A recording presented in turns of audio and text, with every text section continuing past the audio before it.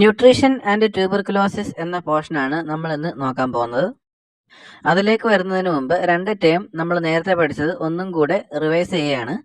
ഒന്ന് latent T ബിയും 2 active T ബിയും. ലേറ്റന്റ് ടി ബി എന്ന് പറഞ്ഞാൽ നമ്മുടെ ശരീരത്തിൽ രോഗാണുക്കളുണ്ട്, പക്ഷേ അതൊരു ഇൻഫെക്ഷനായിട്ട് അല്ലെങ്കിൽ ഒരു ഡിസീസായിട്ട് മാറിയിട്ടില്ല. ആക്റ്റീവ് ടി ബി എന്ന് പറയുമ്പോഴത്തേക്കും അത് ഇൻഫെക്ഷൻ വളർന്ന് അതൊരു ഡിസീസായി മാറിയ അവസ്ഥയാണ്. ഈ 2 കാര്യങ്ങളും പറയാനുള്ള കാരണം, ഈ ലേറ്റന്റ് ടി ബി ഇൻഫെക്ഷൻ എപ്പോഴാണ് ഒരു ആക്റ്റീവ് ടി ബി ഇൻഫെക്ഷനായി മാറുന്നത് എന്നൊരു പ്രസക്തമായ ചോദ്യമുണ്ട്. അതിൽ അണ്ടർ ന്യൂട്രീഷൻ ഉള്ള ആളുകൾക്ക് ഈ റിസ്ക് കൂടുതലാണ്. എന്തിനുള്ള latent T B active T B ആയി മാറാനുള്ള ആ പ്രോഗ്രഷൻ അത് അണ്ടർ ന്യൂട്രീഷൻ ഉള്ള ആളുകളിൽ കൂടുതലാണ്. ലോകം മുഴുവനുള്ള ടി ബി പേഷ്യൻസിലെ 26% പേഷ്യൻസും ഇന്ത്യയിലാണുള്ളത്. എന്തുകൊണ്ടാവാം അതിന് കാരണം? മാൽ ന്യൂട്രീഷൻ അതിന് മറ്റൊരു കാരണം തന്നെയാണ്. കാരണം എന്ന് വെച്ചാൽ ഇന്ത്യയിലെ ഒരു വലിയ ശതമാനം ആളുകളും ഈ പറയുന്ന പോലെ അണ്ടർ ന്യൂട്രീഷൻ അതിൻ്റെ ബുദ്ധിമുട്ട് അനുഭവിക്കുന്നവരാണ്. ഇനി already T B active T B ഉള്ള പേഷ്യൻസിൽ നല്ല രീതിയിലുള്ള ന്യൂട്രീഷൻ ലഭിക്കുന്നില്ല എങ്കിൽ അവരുടെ രോഗാവസ്ഥ കൂടുതൽ പ്രശ്നത്തിലേക്ക് പോവുകയും ഗുരുതരമായി ഈവൻ മരണത്തിന് വരെ കാരണമാവുകയും ചെയ്യും. മാത്രമല്ല, നമ്മൾ കഴിക്കുന്ന ഭക്ഷണത്തിൻ്റെ എമൗണ്ട് കുറയുകയാണെങ്കിൽ ടി ബി ഡ്രഗുകളുടെ അബ്സോർപ്ഷൻ വളരെയധികം കുറയുകയും ചെയ്യും. ഇതും ഫലപ്രദമായ ഒരു ടി ബി ചികിത്സയ്ക്ക് ബുദ്ധിമുട്ടാകും.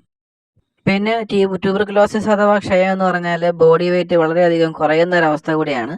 അപ്പോൾ നല്ല രീതിയിൽ ഭക്ഷണം കഴിച്ച് ഇരിക്കുകയാണെങ്കിൽ ആ ബോഡി വെയിറ്റ് നമുക്ക് മെയിൻറ്റെയിൻ ചെയ്യാൻ സാധിക്കും.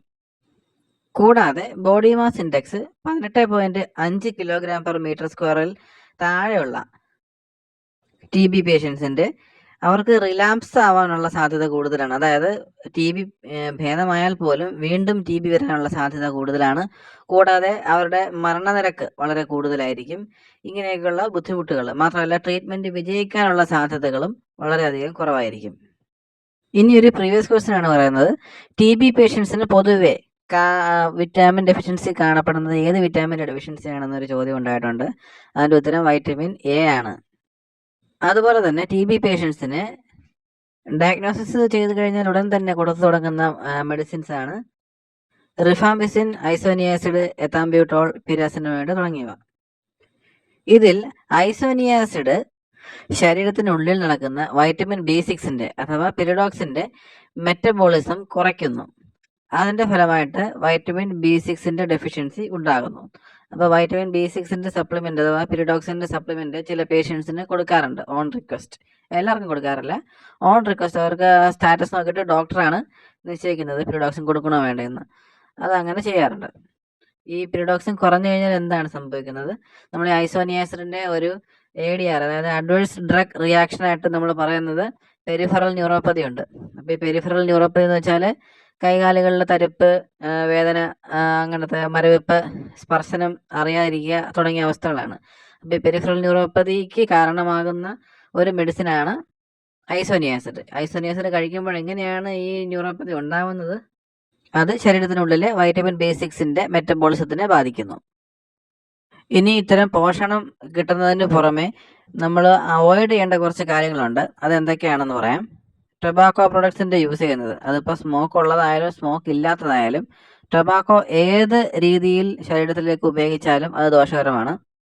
പിന്നെ നമ്മൾ ടി ബി പേഷ്യൻസിന് കൊടുക്കുന്ന ഡ്രഗ്സ് കൂടുതലും ഹെപ്പാറ്റോടോക്സിക് ആണ്, അതായത് കരളിനെ ബാധിക്കുന്ന മരുന്നുകളാണ്. പക്ഷേ അതിൻ്റെ ഗുണം വെച്ച് നോക്കുമ്പോൾ നമുക്ക് ചെറിയ രീതിയിൽ കരളിനെയൊക്കെ ബാധിച്ചാലും വലിയ പ്രശ്നമില്ലാത്ത രീതിയിലാണ് അത്, പിന്നെ അത് റിക്കവറായി വരികയും ചെയ്യും. ഈ ആൽക്കഹോൾ യൂസ് ചെയ്ത് കഴിഞ്ഞാൽ ഈ മരുന്നിൻ്റെ ഒന്നാമതേ മരുന്ന് ഈ ഹെപ്പറ്റോക്സിക് ആണ്. അതിൻ്റെ കൂടെ ആൽക്കഹോളും കൂടെ ചെല്ലുമ്പോഴത്തേക്കും ആ അവസ്ഥ നമ്മൾ പറയേണ്ട ആവശ്യമില്ലല്ലോ. അപ്പോൾ അതിൻ്റെ ട്രീറ്റ്മെൻറ്റിൻ്റെ എഫിക്കസിയെ ബാധിക്കും ആൽക്കഹോൾ കഴിക്കുന്നത്. പിന്നെ എല്ലാത്തിലും പറയുന്നത് പോലെ തന്നെ ജങ്ക് ഫുഡ് ഒഴിവാക്കണം, അമിതമായ ഷുഗർ ഒഴിവാക്കണം, കോഫി അതുപോലെയുള്ള കഫീൻ അടങ്ങിയിട്ടുള്ള ബീവറേജസ് ഒഴിവാക്കണം. പിന്നെ റെഡ് മീറ്റുകൾ, അതായത് ബീഫ്, മട്ടൻ പോലെയുള്ള റെഡ് മീറ്റുകൾ ഒഴിവാക്കണം. കാരണം എന്ന് വെച്ചാൽ എൻ്റെ ഫാറ്റ് കണ്ടൻറ്റ് ഒരുപാട് കൂടുതലാണ്. അതുകൊണ്ട് തന്നെ ഡൈജസ്റ്റ് ചെയ്യാൻ ബുദ്ധിമുട്ടാണ്.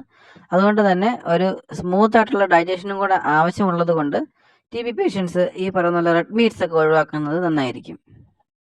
പിന്നെ ടി ബി പേഷ്യൻസിന് സർക്കാർ, അത് കേന്ദ്ര സർക്കാരും സംസ്ഥാന സർക്കാരും നിക്ഷയ് പോഷൺ യോജന എന്ന ഒരു പദ്ധതി പ്രകാരം സാമ്പത്തിക സഹായങ്ങൾ ചെയ്യുന്നുണ്ട് എന്നുകൂടി ഓർത്തു വയ്ക്കുക. ഈ സാമ്പത്തിക സഹായം അവർക്ക് പോഷകസമ്പുഷ്ടമായ ഭക്ഷണം കഴിക്കുന്നതിന് വേണ്ടിയിട്ടുള്ളതാണ്. അപ്പോൾ ഇതാണ് ന്യൂട്രീഷനും TBയും തമ്മിലുള്ള ബന്ധം. നല്ല രീതിയിലുള്ള ന്യൂട്രീഷൻ ശരീരത്തിലേക്ക് ചെല്ലുകയാണെങ്കിൽ മരുന്നിനോടൊപ്പം ഈ ന്യൂട്രീഷനും കൂടെ ചെല്ലുമ്പോൾ നമുക്ക് വളരെ പെട്ടെന്ന് തന്നെ രോഗങ്ങൾ ഭേദമാകാനും അവയുടെ റിലാപ്സ് റേറ്റ്, അതായത് ഭേദമായ അസുഖം വീണ്ടും വരുന്ന അവസ്ഥ കുറയ്ക്കുവാനും സാധിക്കും.